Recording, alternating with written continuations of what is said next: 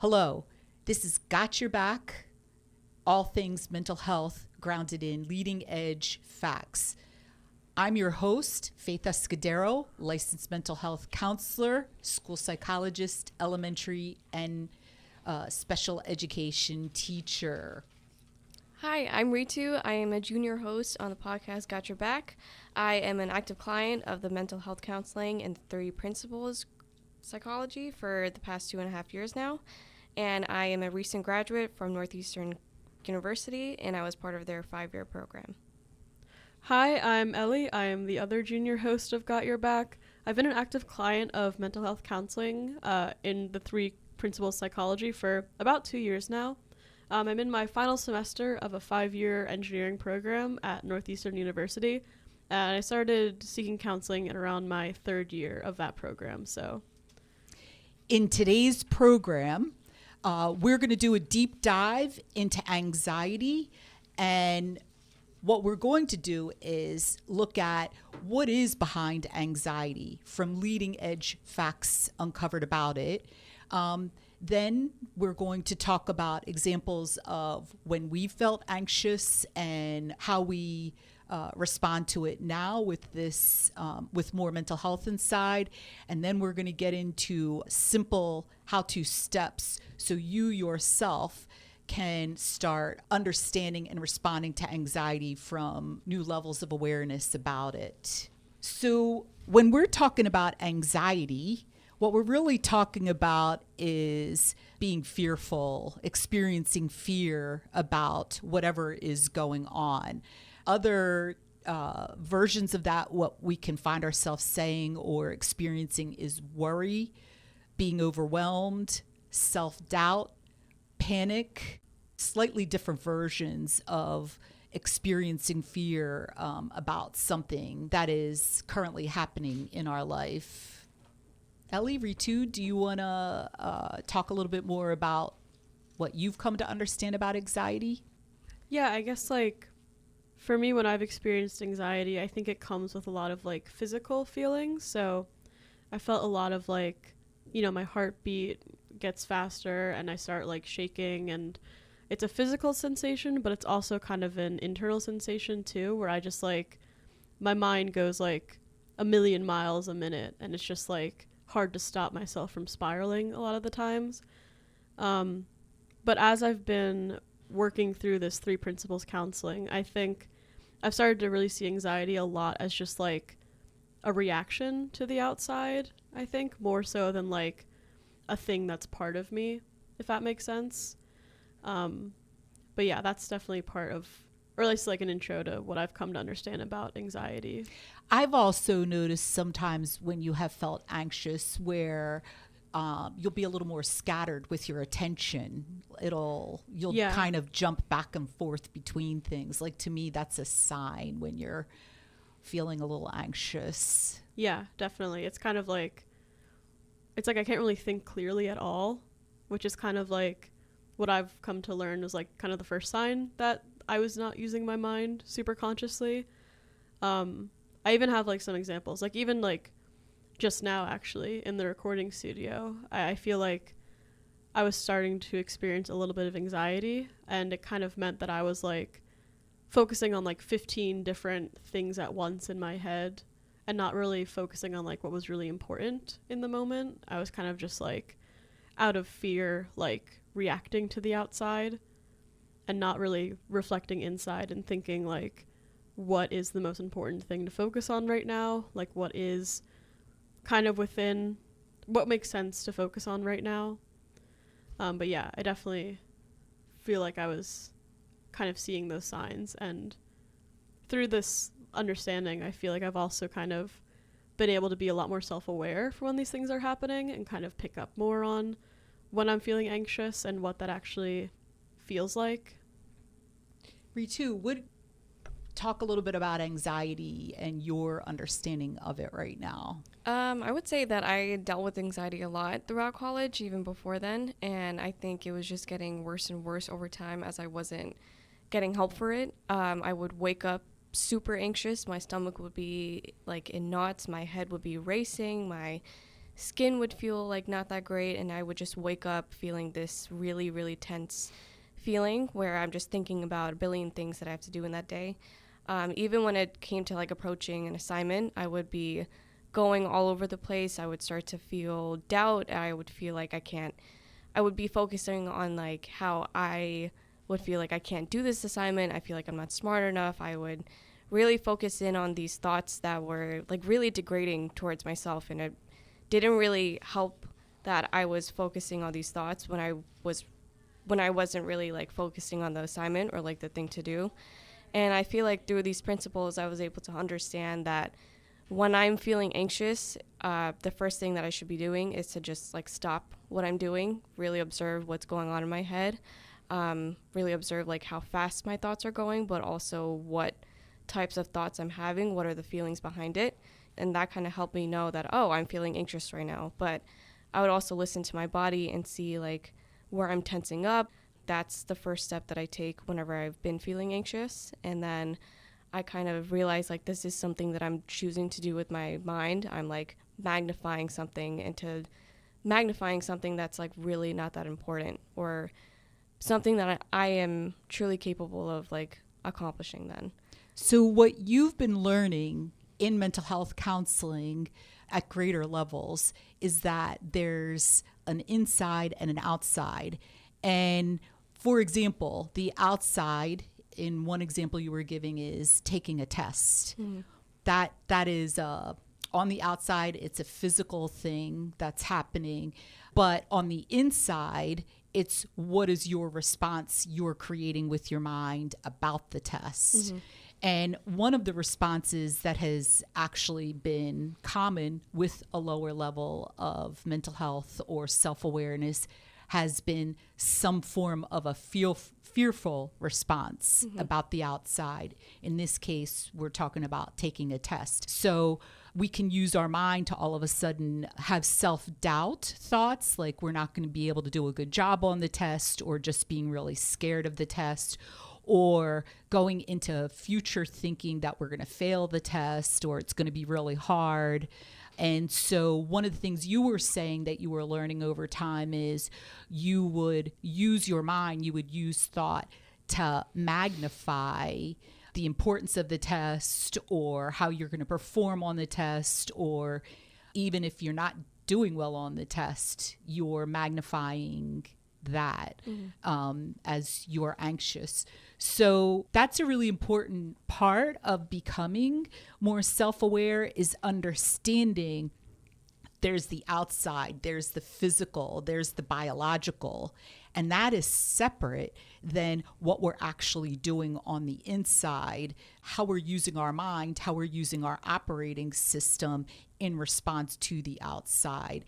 And so with this understanding, the three principles psychology, it really focuses on understanding those two things, the outside and the inside, and then going deeper and understanding how do you use the powerful operating system inside more consciously in live time in response to the outside. We can do another simple example that could be common for a lot of people: paying a bill. Right now there's a lot of talk in the world about paying bills in the economy. So in live time, we could receive a bill, and then there's in live, that's on the outside, the bill. And then on the inside, it's what is our response? We have a powerful operating system inside. And to understand we're the one in charge of the controls and how we use the operating system, metaphorically. And it's what we do on the inside in live time when we receive that bill. So for example, we could use the operating system where we have clarity that we can pay the bill and how to pay the bill, regardless what our finances are. Or we could use our mind. I mean, it's unlimited the different ways we could use our mind in response to the outside, in this case, the bill. But some other examples are we could go into anxiety. How are we going to pay the bill? Where is the money going to come from? This is another way of using the operating system inside. So you're basically saying that, like, I feel like in my head, at least, like when I was less mentally healthy or just like understood less about this understanding, like I would have seen stuff on the outside as kind of being inherently stressful or like bad, kind of like I would see something like paying a bill as like a super stressful hurdle that I kind of have to overcome, and just like paying a bill would always be stressful unless I like won the lottery or something. But you're kind of saying that like that mindset is like a judgment in a way, like it's just kind of how you're choosing to view that thing, when in reality like paying a bill or like taking a test is just a thing. It's just like a thing that happens. It's just like a thing that in a lot of cases like makes sense to happen. It's just like part of life. But you're saying that like the way that we use our mind kind of determines like how we feel and respond to those things. Spot on, spot on. So one of the things that you're pointing out is that with a lower level of self-awareness, with a lower level of mental health or psychological awareness, we can be under the impression what we're experiencing on the inside, the state of mind, the feeling we're living in is originating directly from the outside, okay? With greater level of awareness about how one works on the inside, it becomes more and more clear that the experience about the outside, in this case paying the bill, it's coming from the inside. It's coming from the choices being made inside with the operating system in response to the outside. So anyone who is cultivating more mental health intentionally, particularly with this understanding, 3 principles understanding, they see that at greater and greater levels, that in the past or in certain moments, one can be lost in their thoughts that they're creating about the outside. The stress they're experiencing is coming from the bill. But over time, with greater and greater awareness, self-awareness about the operating system inside and where the feeling is originating, where the thoughts are originating, it becomes more and more clear, like, oh, I'm the creator of this response about the bill. Like, this is totally separate. And really that becomes a very empowering thing to understand, oh, it's coming from inside, and I could be looking at this differently. I could be using my operating system much more consciously.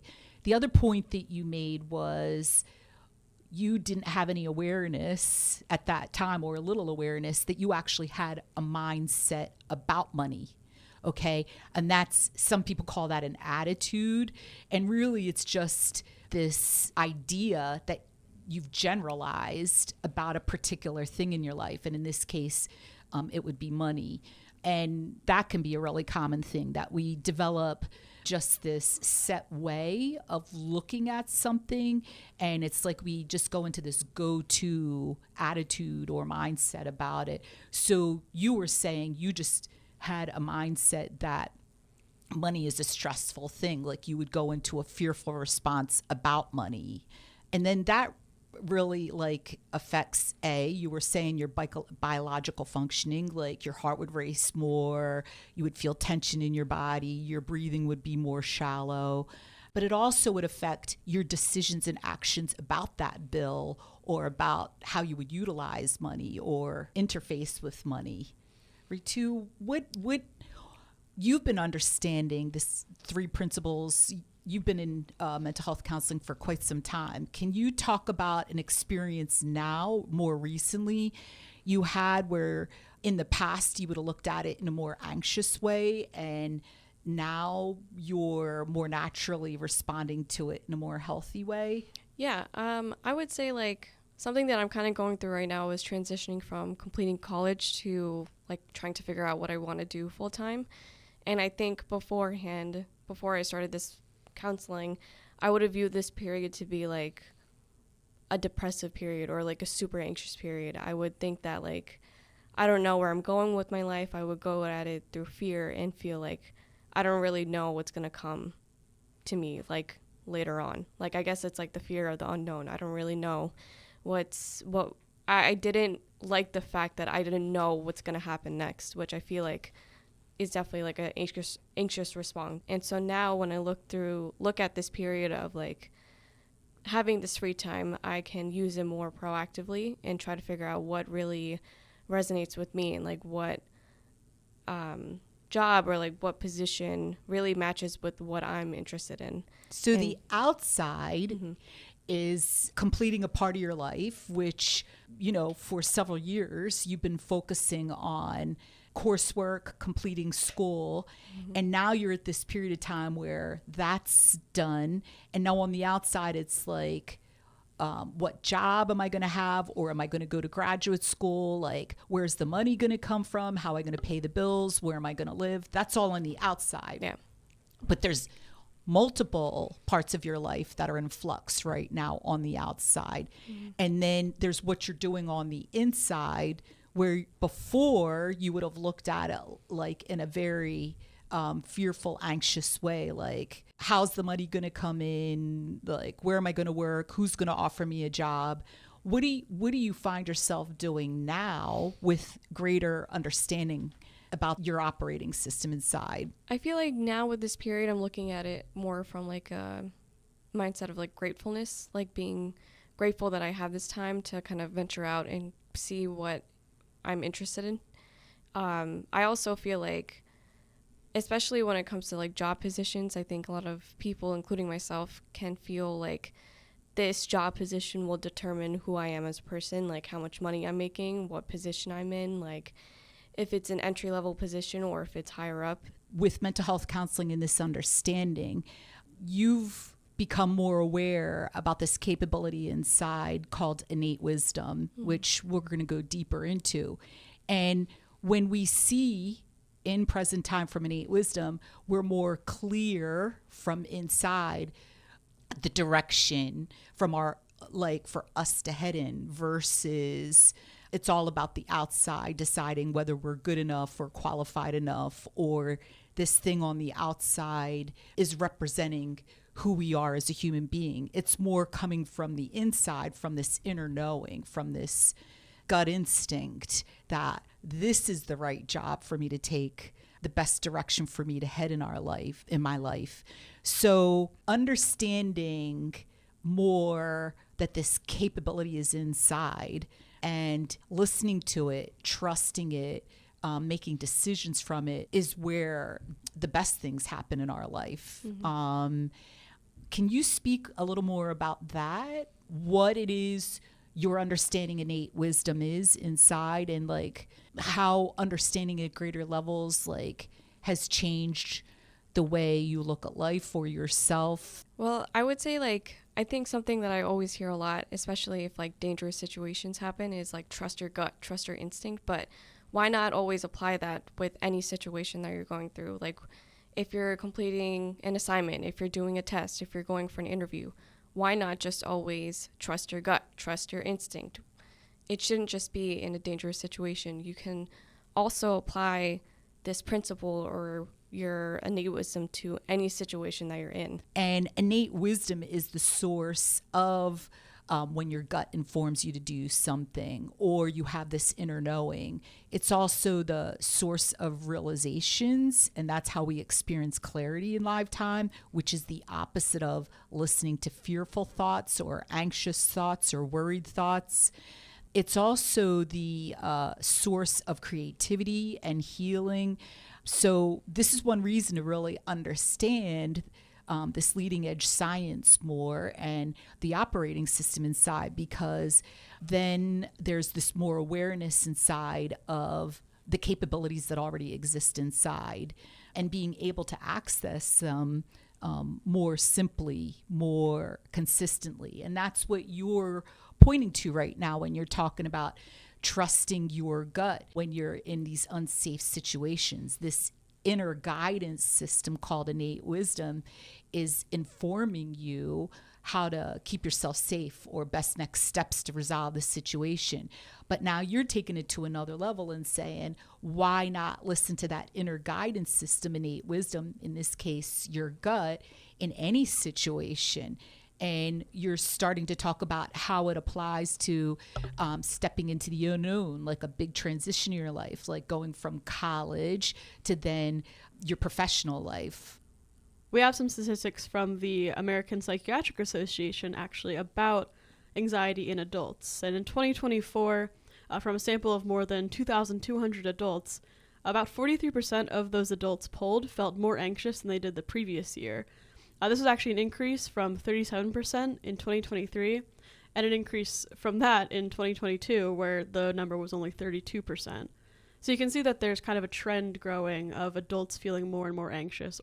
Faith, from your expertise as a licensed mental health counselor, I'm just curious, like what do you think is happening? So it's interesting because when I work with clients, they actually often need to be educated in when they feel anxious, like that they're feeling anxious. My gut is the percentages are actually much higher than this.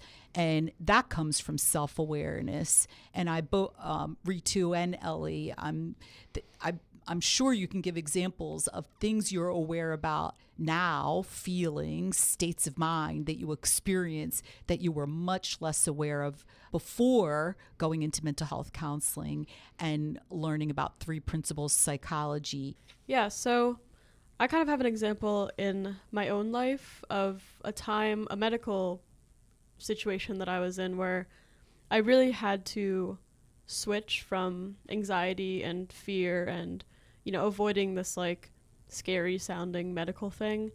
And I had to really like consciously switch from that fear to more actionable, like facing the issue, making decisions, and being clear about next steps. Because I feel like where I was coming from a place of a lot of medical anxiety, a lot of like avoiding and not really having a lot of facts and answers. Can I ask, Ellie, if it's okay, what is the medical issue? Yeah, so I was getting a blood test for the BRCA gene, and just to get on the same page if people are or aren't aware of what that is, it's basically just a gene mutation where your body is less prepared to defend against cancer. And so in women, that really means like you have a much higher chance of developing breast cancer or ovarian cancer and some other types of cancer. It's something that I know my mother has and her mother. So it's been a thing that I've always been like kind of aware of in my family. Like a lot of women in my family have had breast cancer. And I think the way that I was reacting to a lot of those things when I was younger and when I was still living at home was with fear. Just like not really knowing like what it means to go through that medical experience or like what that gene even is, if that makes sense. So if we can break this down, okay, there's our biological self. That's all our living matter. That's our body. And when we're talking about our psychological self, that's really the outside, that biological matter, that physical matter, because the inside is what are we doing inside in response to when it communicates to us. For example, we feel tired. Okay, that's our biology communicating. And then what do we do inside with our mind in response to that physical sensation of tiredness? Do we accept it and still go on along with our responsibilities? Or do we sit there and say, I don't want to get out of bed?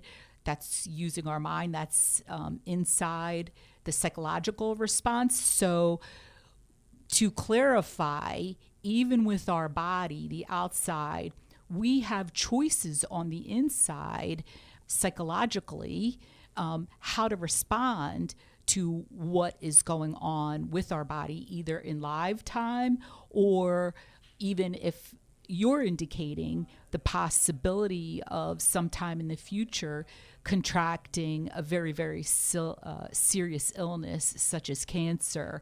So before you went into mental health counseling with this understanding, you had some awareness from your mother and your grandmother that there was the possibility you had this same gene that they had. What were you doing inside about your body, the thing you're in all the time, the possibility of having this gene? What were you doing psychologically?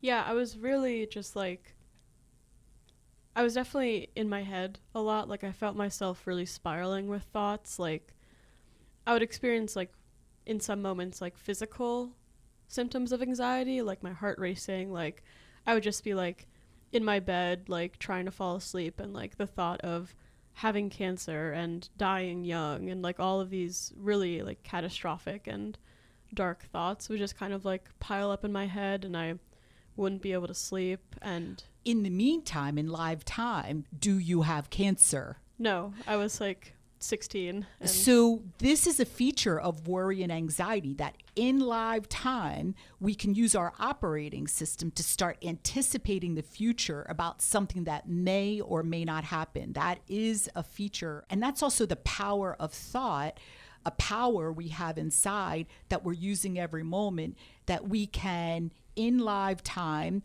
be focused on what's actually happening, being in bed, or while we're in bed, we can actually be using this power to think about the past or to think about the future.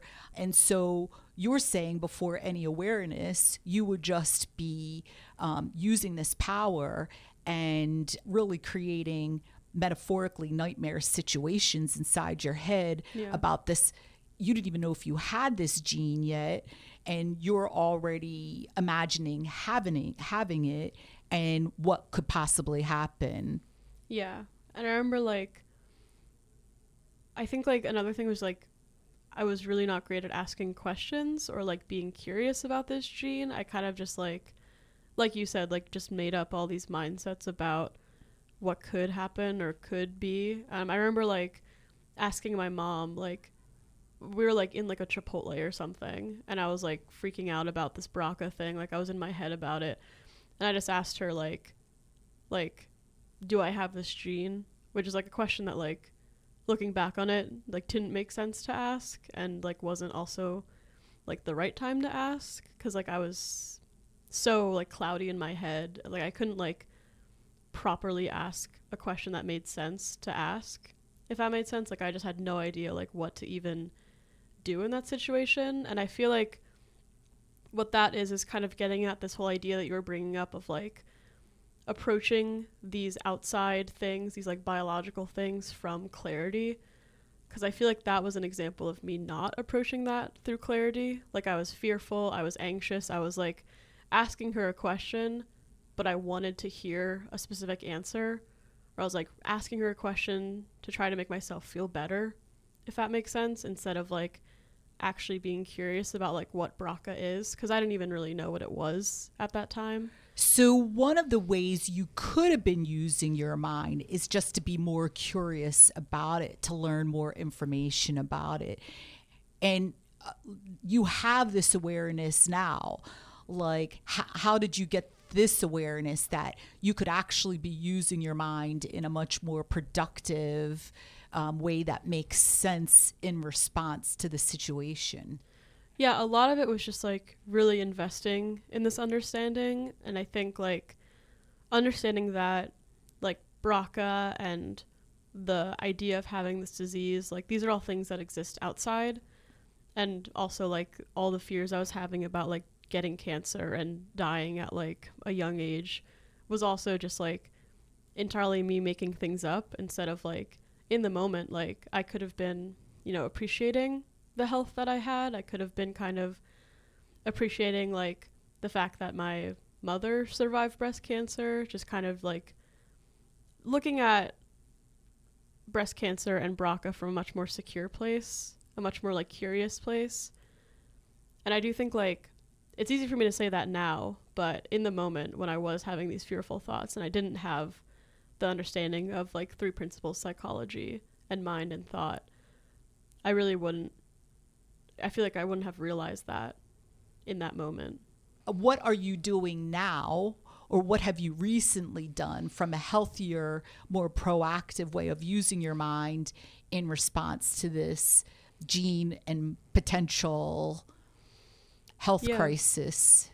Yeah, so it kind of came up like I wasn't really expecting, because I think like my mentality about BRCA for like most of the time I was in college was just like to ignore it, and like sometimes I would think about it and get really anxious. But one of the things that I've been learning a lot in therapy has just been like addressing and approaching things like from clarity with the goal of like finding a solution and finding like a way forward. And so the BRCA thing kind of came up a little bit randomly.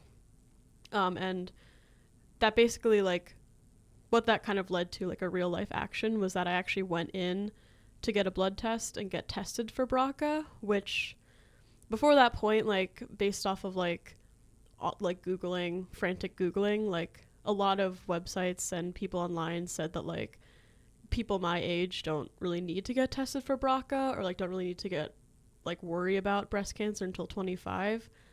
But as I was kind of working through this understanding and working through this event in my life, like it was kind of like an opportunity where I made a decision based off of what I needed instead of kind of like trusting what people were saying about BRCA, if that makes sense. Or what you researched on Google. Yeah, which was also coming from like frantic and concerned and like trying to make me feel better places. But yeah, so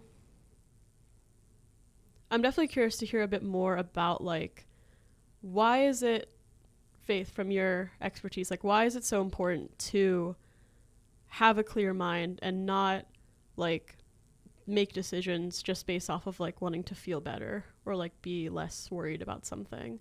Like why is that so important? Number one, it's a built-in capability to clear one's mind, to ground, to from a resilient state to be able to look at any situation, whether it's the possibility of a health crisis or, as Ritu was speaking before, a big transition in life where you're stepping into the unknown and you're finding your footing with financially taking care of yourself and finding a full-time job in the profession you spent so much time learning about in college. In live time, there's whatever is going on the outside, and we always have the choice to either the more common way recently or more than recently has been to either look at it from an insecure place inside, a place of fear, a place of emotional reaction, or to really choose to be grounded inside from a resilient state with a really open, clear mind, say, how can I experience this, or how do I approach this?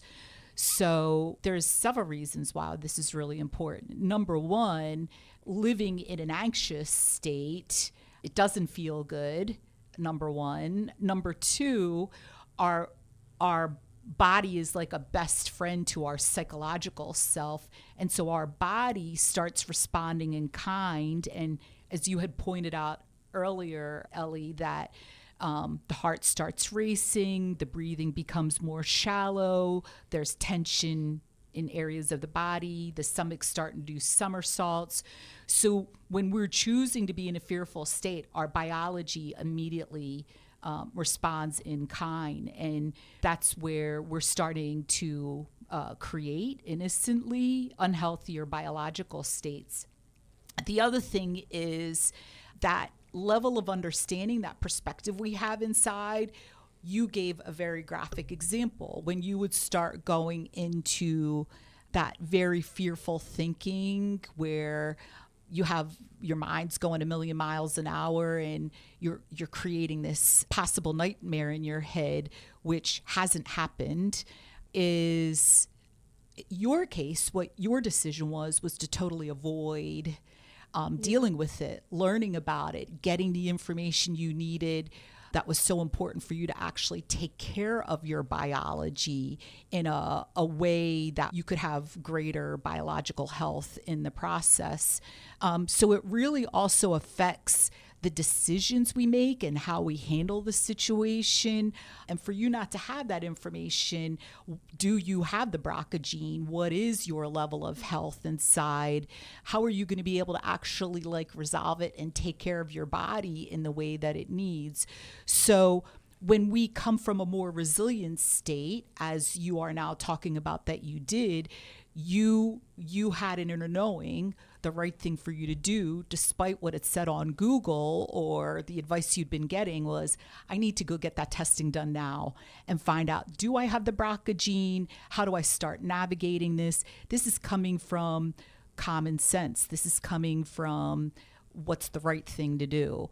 And so when we use our mind in live time to actually ground ourselves from a resilient state, we not only feel better inside, our biology is not, it's also in a healthier state. We're actually making decisions to actually address that situation and navigate it in a way that's going to be so much more useful and productive that we're starting to resolve it.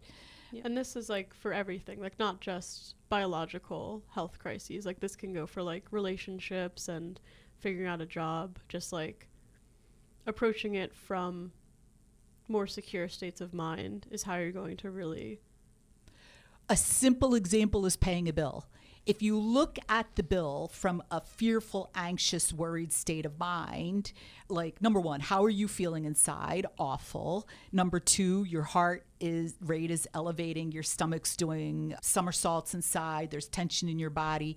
And then like, how accurately are you reading the numbers? Are you even paying the bill?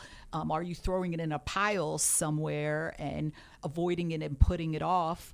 Are you paying even the correct person and on time?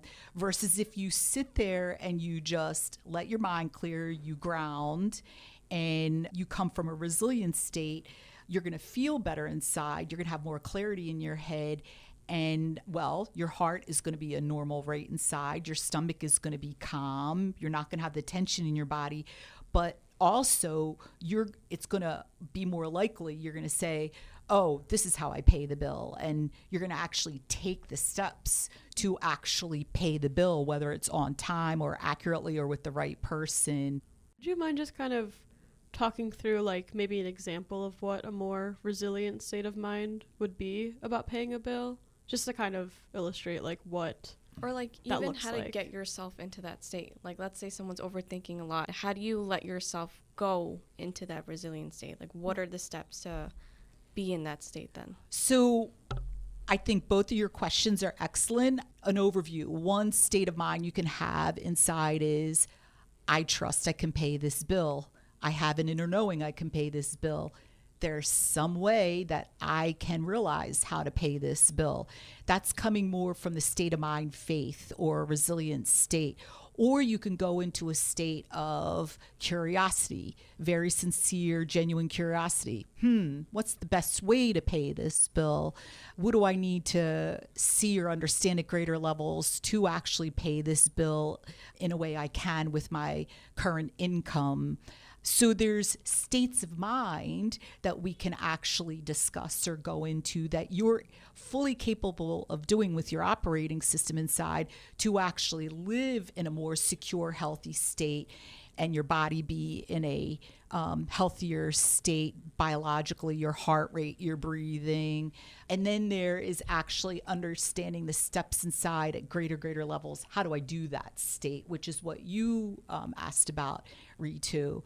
And I think the first step in any situation, like stopping and trusting inside, like there's got to be a better way than the way I'm viewing it and experiencing it right now. So it's having that inner knowing, like I have this powerful operating system. I'm capable of all these possibilities. Like, what can I learn right now about how to best approach this? So to break that down, it's actually a decision. It's a decision with your free will to actually just stop, put a pause button. The opposite would be a decision of, I just keep thinking the same way I'm thinking about it. It's like you're like on a train and you just stay on the train and you don't get off the train, only the train is like in your head. And just to be clear, like that decision, like that comes from like being aware that you're experiencing those feelings. Like how are you like aware in a moment that you're experiencing anxiety or fear? Hopefully it's a basic thing for people to be aware when they're feeling bad inside. Mm-hmm. And that's like the physical symptoms, but also just like I know like fear for me, there's like a dread kind of like there's like a mental like darkness, like a cloud kind of in my head, and like that's what you're talking about. So I think that's an interesting thing for both of you to bring up, is that people can tune in different ways when they're feeling bad. So some people I've heard they'll feel their palms are getting sweaty, or they'll feel like they're getting sick in their stomach. Yeah. You know what I mean? So sometimes people pick up on the biological symptoms of feeling bad inside, a racing heart. I've heard some people talk about psychologically, they realize their mind is racing. They have these racing thoughts. Or I hear some people talk about like they can, like you were just talking about, Ellie, the psychological feeling of dread. Or so people can pick up, depending on their level of awareness and what they focus on, they can pick up different ways that they're not right inside. And so that is actually observing and noticing. It's called psychological listening to what is going on inside. And it's the opposite of thinking. So it's even the briefest of moment to observe, to notice what's going on inside somewhere. And this is like I feel like this is definitely a skill that like I've had to practice a lot. Like one of my conditioned habits was definitely like just totally tuning out my body and tuning out like, and just like not thinking about how I felt. And so I feel like it's also important just like to point out that like this whole psychological listening and like learning how to do that, it's definitely a process of practicing and getting better and better at it. I would also say it's important to sit with whatever you're feeling, not to like go to any temporary solution right away. Don't like, I guess like, it's very easy for people once they feel insecurity, they'll go to like a cigarette to make them feel better, or they'll go to alcohol to make them feel better within an instant. But I would say with this approach, you need to understand how to sit with your feelings, and that it's okay to experience whatever you're feeling in that moment. So when you're feeling bad inside, that too is a decision to go pick up a cigarette, or to call a friend, or to go out and socialize. That is using one's free will and one's powerful operating system to make a decision, how I'm going to respond to this bad feeling. And that decision is, again, another reaction to what is going on inside. That's the example of making a decision from a lower level of awareness, from insecurity. And those are actually called coping mechanisms to actually in the now see. Even that person picking up that cigarette somehow knows they're feeling bad inside, and what they're making a decision to somehow resolve that or to make it go away. But a coping mechanism is a decision coming from insecurity, coming from a lower level of awareness, where you're actually reacting to the bad feeling inside and you're trying to temporarily make it go away. We can actually psychologically listen with any activity.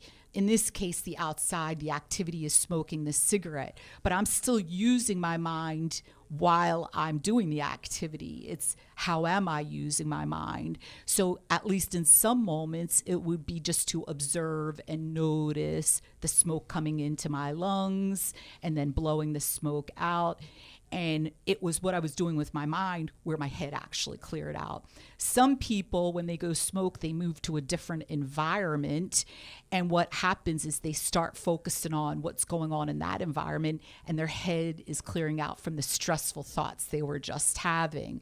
So it's always about like what we do inside, and it's always about what is our level of awareness that we are doing something inside and what we're doing inside. And that is really the point of mental health counseling, particularly mental health counseling in Three Principles Psychology, is becoming more and more aware that I'm doing something inside, that it's coming from inside and what I'm doing inside. We've talked a little bit about anxiety and the steps to take, and we're going to do some more thorough closure in a bit, but I did just want to kind of go back to my BRCA example. I was talking a lot about how in the past, like before I started going into mental health counseling and really taking it seriously, I was feeling a lot of fear and anxiety about BRCA. I was feeling a lot of like, why does this happen? Why does this have to happen to me? Like, why did my parents even choose to have me? Just like, as I was saying before, like a lot of really dark thoughts. And since then, like through counseling, I've been encouraged and also just decided for myself, like from Higher Mental Health, to actually begin the process of getting blood tests, talking to doctors and genetic counselors, and actually getting answers about BRCA and if I have it. And since then, I found out that I actually do have BRCA. And from Higher Mental Health, like the thing that really stuck out to me is that when I found out that I had the gene, like I got a call from my genetic counselor, and she was saying like, I know this isn't the news that we hoped for, but you tested positive for this gene. And I remember what was really interesting was that, you know, at that point, like I've been doing a lot of work in mental health counseling, like trying to understand like what BRCA is, or like how I could respond to having BRCA. And the thing that really struck me is that like when she told me that I tested positive, like I didn't really feel like anything necessarily, like it, not in like a I was neutral or like moot towards it, but I really was just like taking in that information, because it was just like, as Faith was saying, like it's just a part of me, like it's just like a fact of life that I have and I have to live with. And even after that call, like the mindset that I was feeling was more so just like gratitude. Like I was able to get tested for this gene, that the test results came back clear, that like now I know what I need to do to be able to take care of myself properly. And even just being grateful that like I even had the opportunity to go through mental health counseling that would enable me to just feel a lot more like present in this whole journey of like learning about myself and my body. So if I could elaborate a little bit. So technically you have biology. Every human being has biology. And that's the living matter that allows us to interact in this physical world. But we're still using our psychology, our invisible part of ourself, our operating system, in every moment to understand that biology, to understand what it's communicating, or how to experience that biology, or even how to take care of that biology. So you're hearing from the genetic counselor that you actually have this gene, and you said you didn't really feel anything. You said you were just like listening and receiving the information. Yeah. My understanding in that moment is the way you were using your mind, you were psychologically listening. You were just really allowing an open mind and just observing and noticing what the genetic counselor was saying to you. And that's why you lived in this calmer, more resilient state. Yeah. And you were able to do that with your operating system inside because of what you learned over the year and a half prior to that in mental health counseling, grounded in 3 principles psychology. And I definitely do want to just like emphasize that, like I feel like at this point, like I've lived through this, like I've learned a lot about it, and it can sound like, you know, this all happened kind of overnight, but I do want to emphasize that like I'm 22 right now. I've been in counseling for around like 2 years at this point. I think I just hit like the 2-year mark exactly. And it's been a very up and down process for me, I think. For me at least, like there was definitely a lot of pushback just from like where I was coming from. Like I was very mentally ill. In fact, like when I started therapy, like I didn't even know BRCA and this whole conversation would have even happened in therapy. Because I was just like really at a lower level of mental health. But I do think that like through it all, like I managed to make a lot of decisions that were more conscious and kind of led me to more mental health over the course of like years and days and months. And some days like not making the most conscious decisions, some days kind of not being super open to hearing what my therapist was saying, but above it all, like I still was making the decision to continue going to sessions and to continue investing in it. Like it was kind of just like, I feel like at like certain points it was just kind of about me like learning to enjoy the process learning to like appreciate more of what therapy was or is for me, and just kind of like always being appreciative like when I do make strides and when I can like feel improvements happening, even if they are like relatively low-key improvements, I feel. So it's not necessarily easy. It's not necessarily enjoyable.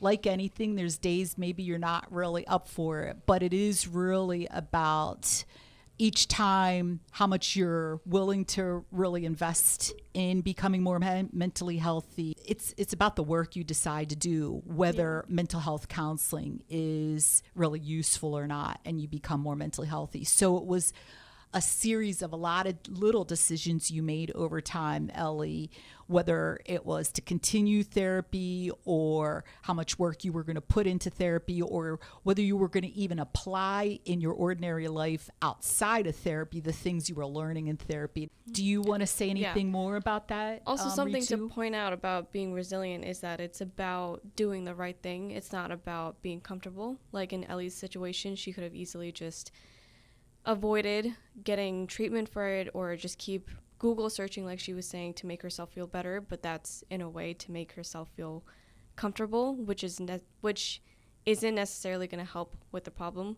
With her being proactive and getting help and being curious, that's how she was able to avoid being comfortable and get the help that she really needed and become more proactive. And in a way that this really helped her, from my perspective, really helped her to be more resilient inside and deal and understand this health issue with herself. But I think you're saying something really important, and if we can just like take a moment and kind of breathe it in and repeat it, it's about doing the right thing. Mm-hmm. It's not about being comfortable. Mm-hmm. Okay. And doing the right thing, just that phrase alone, saying that to yourself sometimes, that's choosing to listen more to innate wisdom, making more conscious choices. Being comfortable that could be more of a preference, or such as picking up a cigarette and smoking a cigarette. I look forward to in our next podcast looking at that more, like when you chose to listen to that and actually do it inside for yourself, where that took you. Mm-hmm. In smaller moments and in bigger moments. But I'm really glad you brought that up, Ritu. Yeah. Today we took our first steps in understanding anxiety, responding from worry to whatever's going on the outside. And, there's been a lot of talk about that recently because, well, at least in the United States of America, and I'm sure in other parts of the world, there's been things that have been going on a much broader level politically and with the government, where a lot of responses have been fear or worry or anxiety or panic. And so we started breaking down the outside versus the inside, such as taking a test or paying a bill or having a health issue versus the feeling, the state of mind, the decisions are coming from the inside in response to that. We're going to dig deeper into this topic of anxiety, the steps to take to respond in healthier, more conscious ways to actually resolve these situations, live in a better feeling, live in a better state with our biology. So please come back and join us for the next session. It is worth your while for you to understand how you are capable of more than you think and to actually learn more what you are capable of doing. I'm your host, Faith Escudero with Got Your Back podcast. I'm your junior co-host, Ellie. I'm your junior co-host, Ritu. And I'm grateful that you joined us today, and we look forward to you join us and we continue this conversation.